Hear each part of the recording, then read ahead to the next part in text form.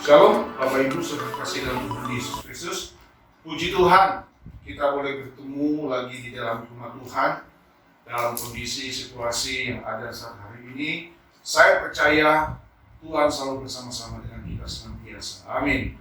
Hari ini izinkan saya untuk kembali menyampaikan firman Tuhan yang akan terambil di dalam Injil Matius pasal yang ke-6 ayat yang ke-24. Matius pasal 26 ayat yang ke-24. Kalau Bapak Ibu sudah menemukan ayat firman Tuhan ini dalam Alkitab saudara, kita akan membaca bersama-sama dalam hitungan yang ketiga dalam Matius pasal 6 ayat yang ke-24. 1, 2, 3. Tak seorang pun dapat mengabdi kepada dua tuan, karena jika demikian ia akan membenci yang seorang dan mengasihi yang lain, atau ia akan setia kepada yang seorang dan tidak mengindahkan yang lain. Kamu tidak dapat mengabdi kepada Allah dan kepada Mammon. Saudara, hari ini saya kasih judul khotbahnya, mengabdi hanya untuk satu Tuhan. Mengabdi hanya untuk satu Tuhan. Saudara-saudaraku, hidup ini adalah pilihan.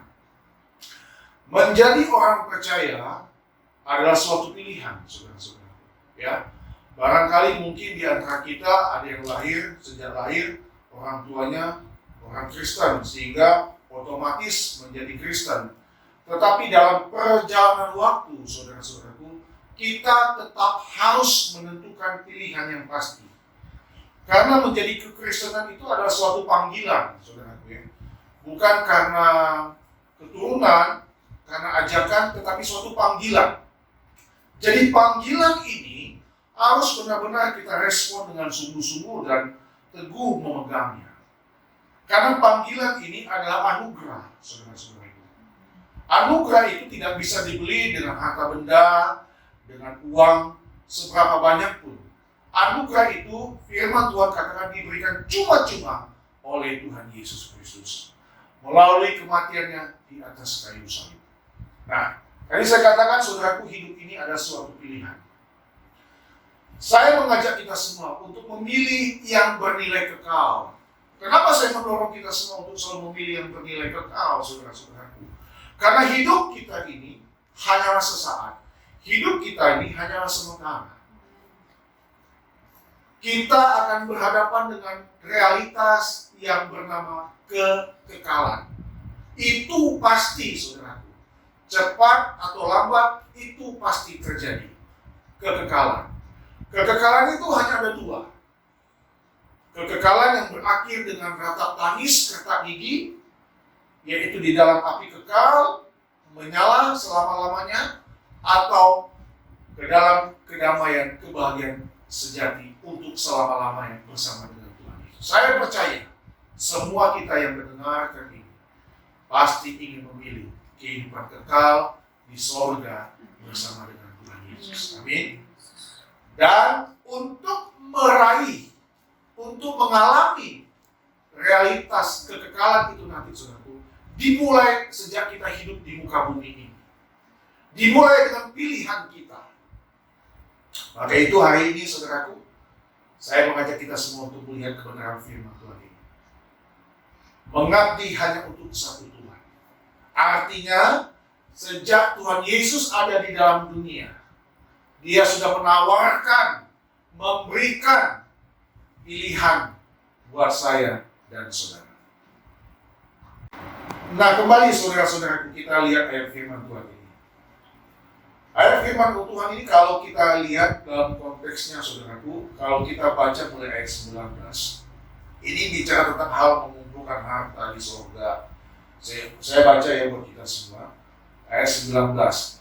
Janganlah kamu mengumpulkan harta di bumi ngengat dan karat merusakkannya, dan pencuri membongkar serta mencurinya.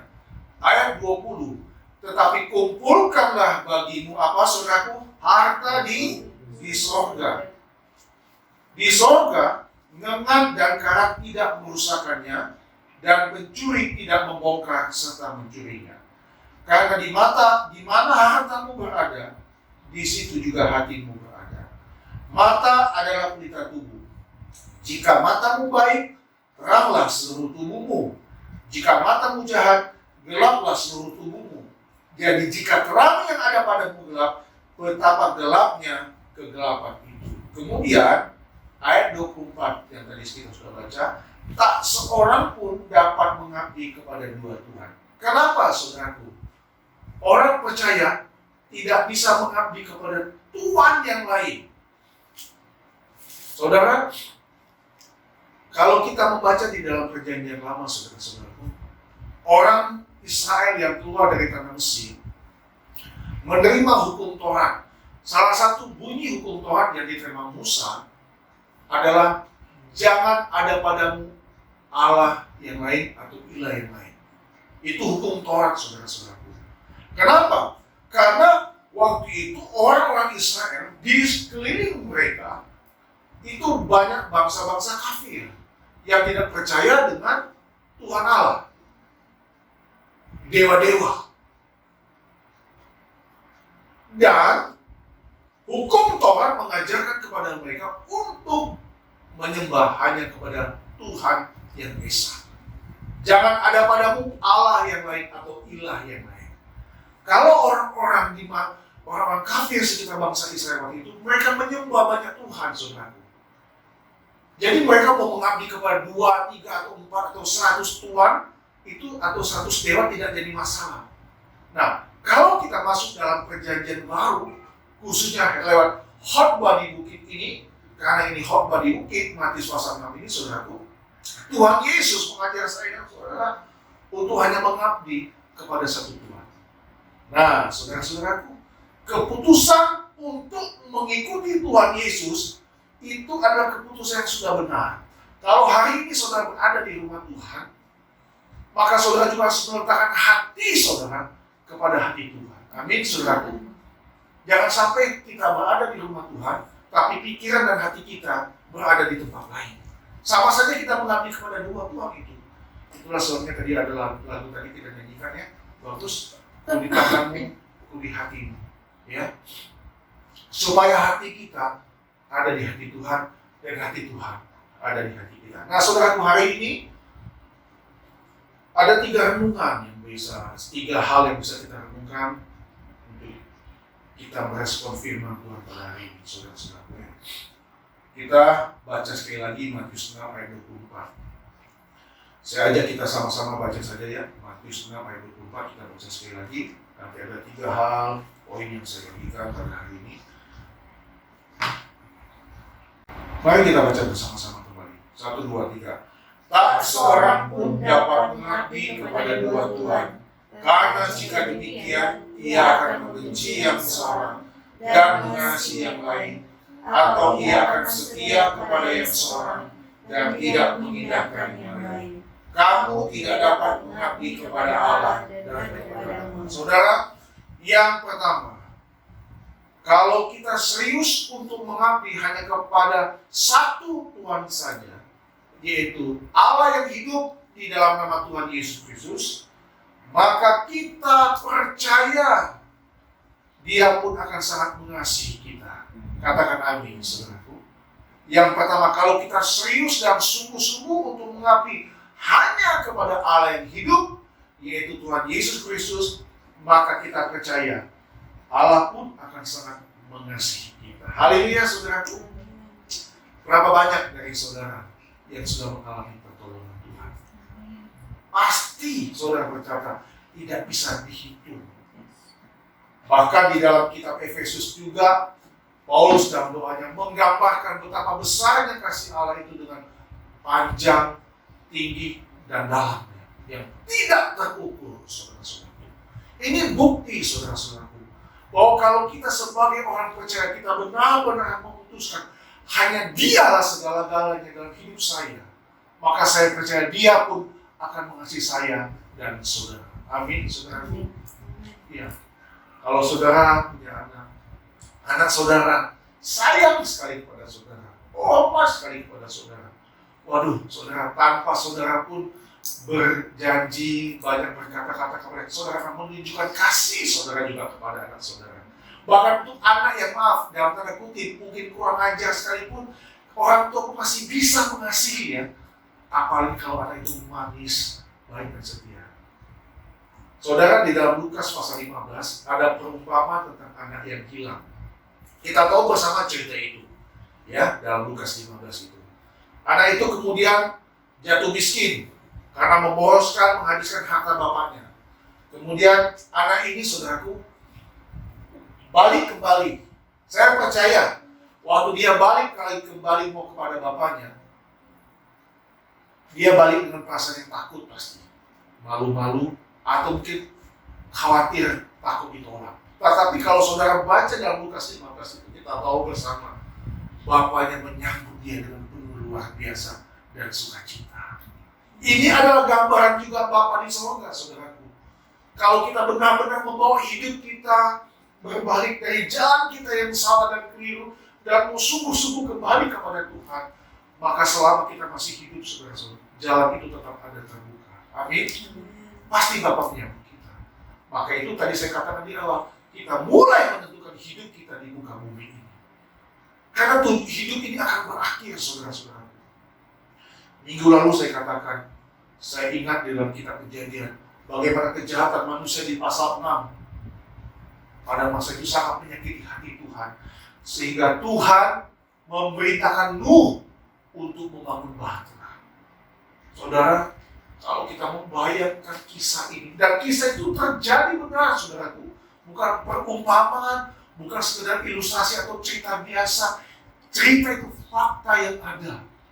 Alkitab jujur, tidak berdusta. Di dalam kejadian itu kita lihat, saudara, bagaimana orang-orang pada masa itu mati mengenaskan, ditelan oleh air. Saudara, berapa tahun yang lalu ya, di Aceh tahun 2004 kalau nggak salah ya, atau 2006 saya lupa, tsunami besar melanda hampir di beberapa negara Asia Pasifik, dan salah satunya di daerah istimewa Aceh, ya, ratusan ribu orang mati. Saudaraku, hidup ini adalah pilihan. Ya. Saya tadi katakan kalau saudara berada di rumah Tuhan dan saudara semua hidup saudara berada di dalam hati Tuhan, maka saudara mengambil pilihan yang paling benar. Karena bicara mengabdi itu, saudara, tidak cukup saya datang ke gereja seminggu sekali.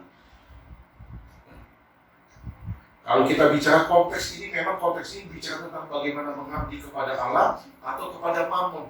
Mammon ini kan uang, harta, kekayaan, saudaraku. Kita tidak bergantung kepada uang, tetapi kita juga membutuhkan uang. Ya, tapi yang paling pokok, yang paling utama, prinsip dalam hidup ini, saudaraku, mengabdilah kepada Allah yang hidup. Maka kita percaya Allah pun akan sangat mengasihi kita. Amin, saudaraku. Pasti. Nah, bentuk kasih Tuhan itu, saudaraku, tidak selalu dengan cara dimanjakannya kita, diberikannya kita hadiah, ya kan? Diberikannya kita apa saja kita minta, tidak, saudaraku. Kalau kita masih Kristen anak-anak, barangkali ya seperti begitu. Tapi semakin hari umur kita semakin bertambah, maka kedewasaan rohani kita pun harus ditunjukkan. Amin, saudaraku. Karena salah satu bentuk kasih Tuhan itu bagaimana dia menghadirkan ujian-ujian dalam kehidupan kita. Itu bentuk kasih Tuhan kalau yang saya lihat. Jadi bagaimana kita merespon itu, bagaimana cara kita menanggapi ujian daripada Tuhan itu, itulah kasih kita juga kepada Tuhan. Kalau kita orang Kristen yang sudah dewasa di dalam Tuhan, kita pasti tidak bersungguh-sungguh. Amin, saudaraku. Kita lebih banyak mengintrospeksi diri kita. Di mana letak kesalahan Tuhan? Di mana letak kekurangan Tuhan? Ya, itulah sebabnya, saudaraku, setiap hari ya, setiap hari, saudaraku, belajar untuk selalu mengintrospeksi diri kita. Ya, Tuhan berkata, hendaklah kamu sempurna, sama seperti Bapakmu sempurna. Nah, dunia mengatakan tidak ada orang yang sempurna. Saudaraku, sempurna itu adalah melakukan segenap kehendak Tuhan dengan jujur, dengan tulus. Kita masih bisa jatuh, masih bisa salah. Tapi hari ini kita salah, kita perbaiki cepat. Hari ini kita salah, kita perbaiki cepat. Amin, saudaraku. Karena apa? Karena Allah sangat mengasihi kita. Jadi kalau kita serius mengabdi kepada Allah yang hidup, maka kita percaya pun Allah pun akan sangat mengasihi kita. Yang kedua, saudaraku, yang kedua, kalau saya baca firman Tuhan ini kan bicara juga tentang harta, bagaimana sikap kepada harta. Ya kan? Di ayat 19 tadi katakan, janganlah kamu mengumpulkan harta di bumi. Artinya apa, saudaraku? Jangan kita itu cuma hidup hanya untuk diri kita sendiri. Bukan berarti kita kalau punya uang banyak tidak boleh. Oh, puji Tuhan kalau saudara kita banyak harta. Puji Tuhan. Kalau bicara mengumpulkan harta, jangan kumpulkan harta di bumi. Ini bicara tentang bagaimana karakter kita. Nah, yang kedua, saudaraku, karakter kita akan terbentuk menjadi matang karena kita memutuskan untuk menjadi orang percaya yang setia. Untuk menjadi orang percaya yang setia. Nah, kenapa saya bilang setia? Saya akan baca dalam terjemahan bahasa Indonesia sehari-hari ayat 24 ini ya, saudaraku ya. Matius 6 ayat 24. Tidak seorang pun dapat bekerja untuk dua majikan. Tidak seorang pun dapat bekerja untuk dua majikan. Sebab ia akan lebih mengasihi yang satu daripada yang lain. Atau ia akan lebih setia kepada majikan yang satu daripada kepada yang lain. Nah, saudara-saudaraku, karakter kita akan terbentuk, saudaraku. Kenapa saya bilang karakter kita akan terbentuk? Karena kita menjadi orang Kristen, orang percaya yang setia. Amin, saudaraku, yang setia. Nah, saya ajak kita semua untuk melihat satu ayat dulu di dalam kitab Yakobus 1 ayat 8. Buka dulu Yakobus 1 ayat 8. Saya akan baca untuk kita semua. Yakobus 1 ayat 8. Kalau saudara dapat, dengarkan bunyi firman Tuhan ini, saudara-saudara ya. Yakobus 1 ayat 8. 1, 2, 3. Sebab orang yang mendua hati tidak akan tenang dalam hidupnya. Saudara, kalau saya hubungkan bunyi ayat firman Tuhan ini dengan pengabdian kepada dua Tuhan yang tidak boleh kita lakukan, maka jelas saudara-saudaraku, kalau kita memiliki pilihan lain dalam hidup ini, kita tidak akan mungkin tenang dalam hidup ini. Amin, saudaraku. Gak bisa dong kita ke gereja, kita percaya kepada Tuhan, tapi kita masih melakukan dosa. Iya, kita berbuat kebaikan, tapi kita juga masih selingkuh. Gak bisa, saudara-saudara. Gak bisa. Sekali Yesus, tetap Yesus. Amin, saudaraku. Ikut dia. Maka karakter kita akan terbentuk dari orang yang setia. Gak bisa, saudaraku. Kesetiaan salah satu hal yang paling juga diutamakan dalam kebenaran firman Tuhan. Maka Tuhan pernah berkata, setialah kamu dalam hal yang kecil, maka aku akan percaya kepada hal yang besar. Amin, saudaraku. Saya tidak habis pikir, saudaraku, kalau orang bisa tenang hidupnya, kalau di luar dia masih berbuat dosa. Pasti orang itu mendua hatinya. Pasti. Bisa meninggal hati, banyak hati di tempat lain. Gak bisa, saudara-saudara. Kalau kamu dengan satu suami, satu istri, cukuplah. Hanya maut yang bisa memisahkan. Amin, saudaraku? Iya. Kalau kamu sudah ke gereja, kalau kamu sudah beribadah kepada Tuhan, peganglah kepercayaanmu itu. Peganglah keyakinanmu itu. Ikutlah Tuhan Yesus, jalan Tuhan sampai kita menutup mata. Amin. Kita tak bisa mengabdi kepada dua Tuhan. Jelas firman Tuhan kata. Kita akan berkhianat kepada satu yang satu. Tidak bisa. Jadi kalau ada orang selingkuh itu, dia bisa ketawa-ketawa, senang-senang itu, maaf ya, pasti jiwanya terganggu, saudara-saudara. Maka kalau orang Kristen yang sungguh-sungguh sudah ikut Tuhan ke gereja, dia masih takut melakukan dosa, saudara. Amin.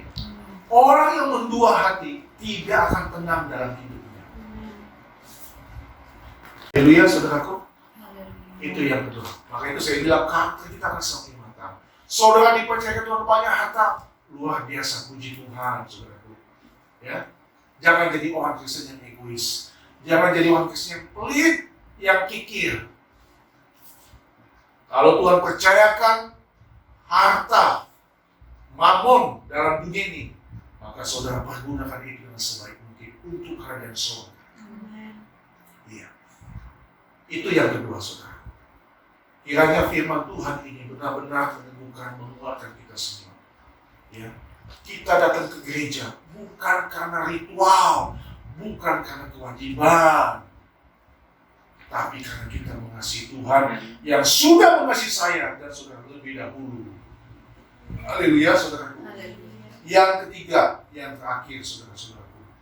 Yang ketiga, dari ayat firman Tuhan ini kita renungkan, saudara. Yang ketiga, kita belajar dari tokoh-tokoh Alkitab yang mengambil keputusan untuk mengabdi hanya kepada satu Allah, hanya kepada Allah saja. Kita belajar. Salah satu tokoh Alkitab yang perlu kita lihat kebenarannya, yaitu Rasul Paulus. Kita buka Filipi 3, kita buka bersama Filipi pasal yang ketiga, ayat 7 sampai dengan 9. Bagaimana tolong bacakan? Filipi 3, ayat 7 sampai dengan 9. Kita belajar dari Rasul Paulus sebagai tokoh yang setia, mengabdi hanya kepada Allah yang hidup. Silakan baca Filipi 3 ayat 7 sampai dengan 9. Tetapi apa yang dahulu merupakan keuntungan bagiku, sekarang kuanggap rugi karena Kristus. Malahan segala sesuatu kuanggap rugi karena pengenalan akan Kristus Yesus, Tuhanku lebih mulia daripada semuanya. Oleh karena dialah aku telah melepaskan semuanya itu dan menganggapnya sampah, supaya aku memperoleh Kristus dan berada dalam Dia, bukan dengan kebenaranku sendiri karena mentaati hukum Taurat, melainkan dengan kebenaran karena kepercayaan kepada Kristus, yaitu kebenaran yang Allah anugerahkan berdasarkan kepercayaan.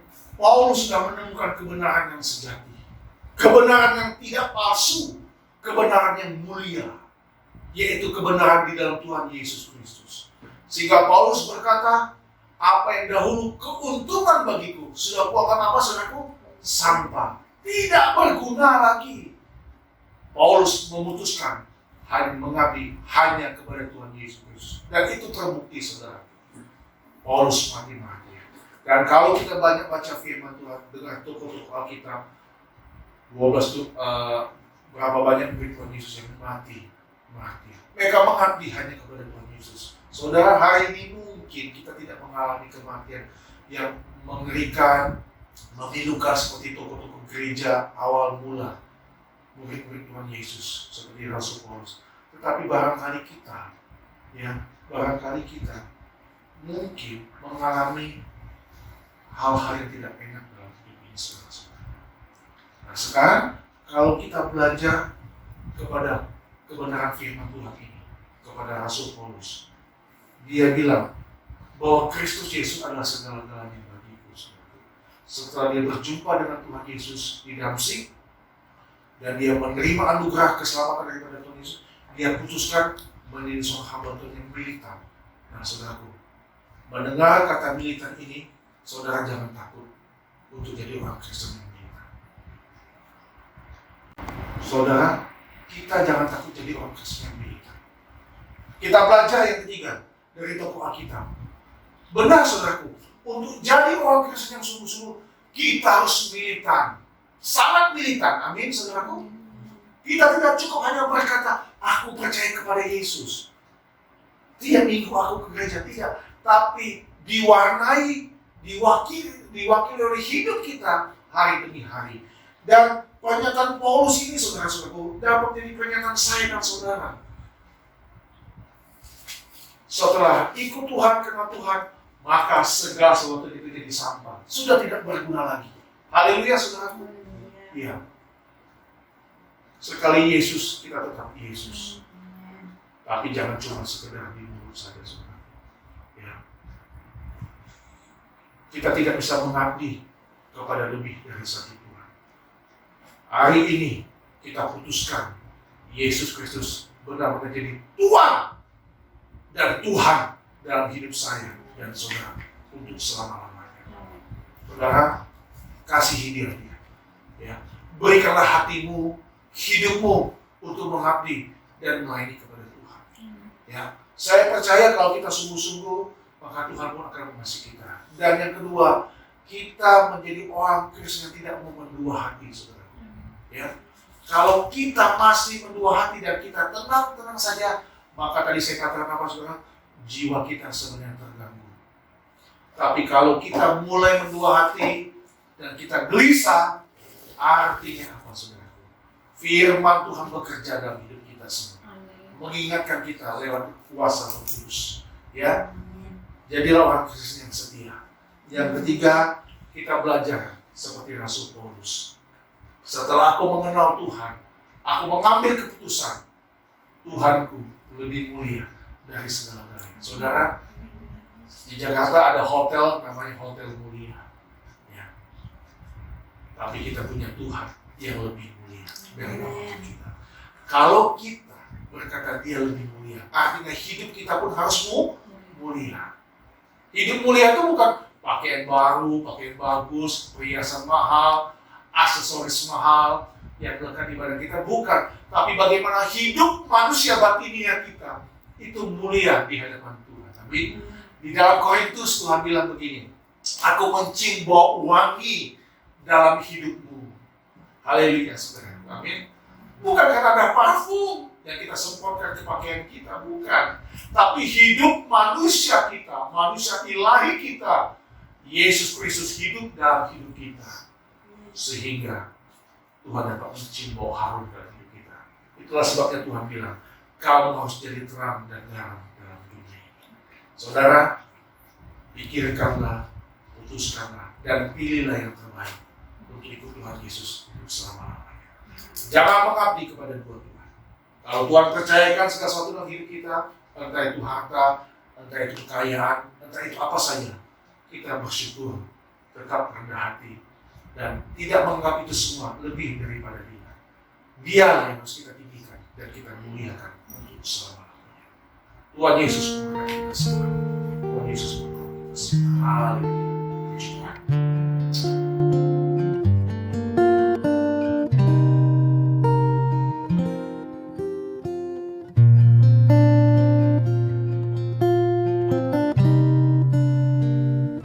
Selidiki aku, lihat hatiku, apakah ku sungguh mengasihimu, Yesus, Kau yang Maha Tahu dan menilai hidupku, tak ada yang tersembunyi bagimu. Selidiki aku, lihat hatiku, apakah ku sungguh mengasihimu, Yesus, Kau yang Maha Tahu dan menilai hidupku, tak ada yang tersembunyi bagimu. Telah kulihat kebaikan-Mu yang tak pernah habis di hidupku. Ku berjuang sampai akhirnya Kau dapati aku tetap setia.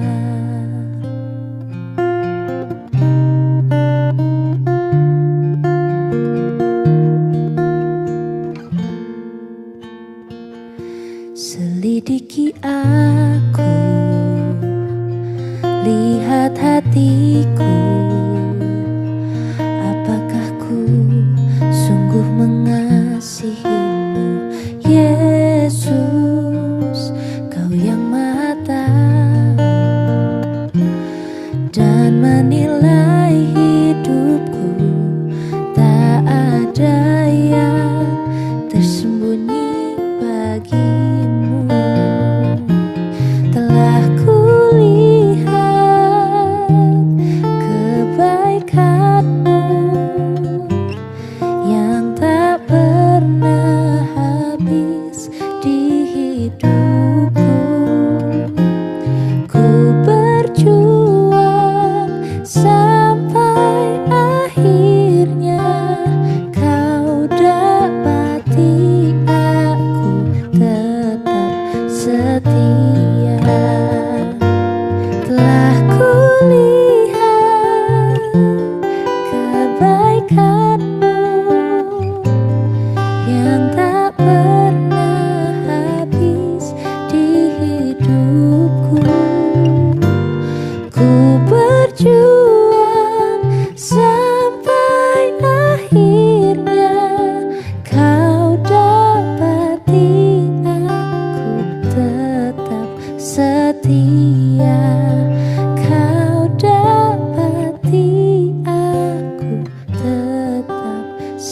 sia-sia.